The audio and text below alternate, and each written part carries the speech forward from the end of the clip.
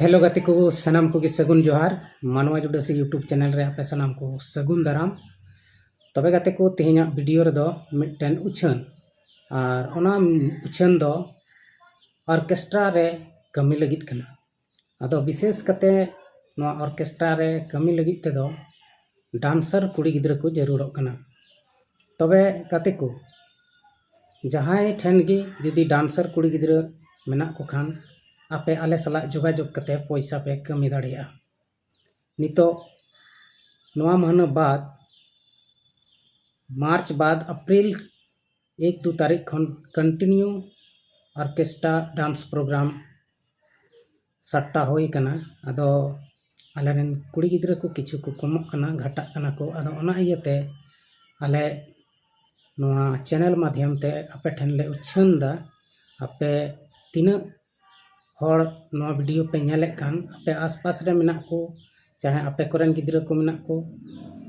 जुदी उनको डांस रे इच्छुक मेना को खान उनको आले सला जोगाजोग को पे और नवा डांस प्रोग्राम से ऑर्केस्ट्रा प्रोग्राम रे सेन कते को कमी दाड़िया और पैसा को कमी दाड़िया और तीना डांसर को हुयो उना गे भाले मेना विशेष कते दो कुड़ी गिद्र गे कोड़ा गिद्र को दो डांस रे बांग जरूरत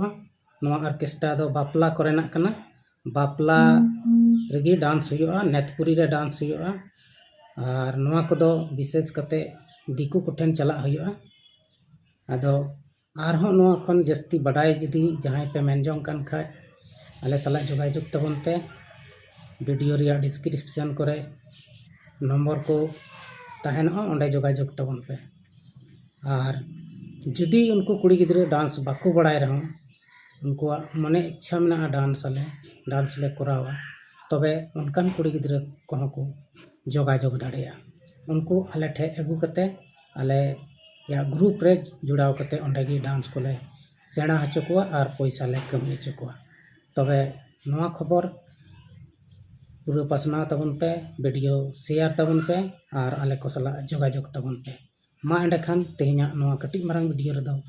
इन मारंगिया उछन सनाम को मा मुचाद जोहार।